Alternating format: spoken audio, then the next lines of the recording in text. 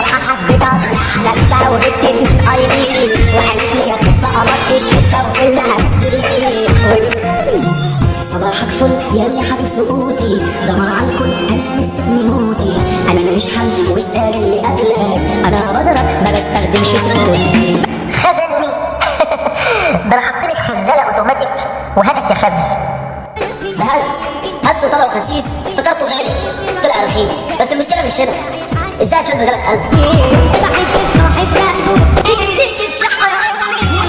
كلمة بصاحب اللي دماغه شغالة في الهلوسة يضرب بشكل راجل خليك حتى مرة كويسة خير وجدع اوروبا بقولك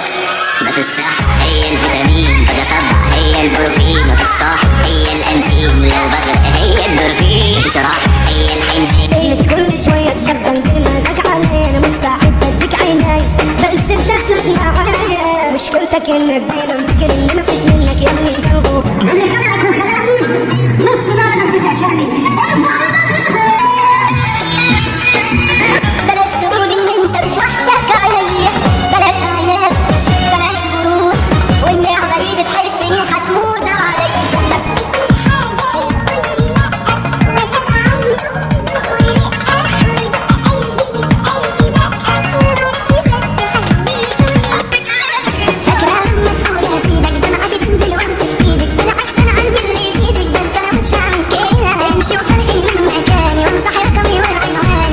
هاتلي نفوخك وانا حشيش عيب يا مدام ما يصحش كده.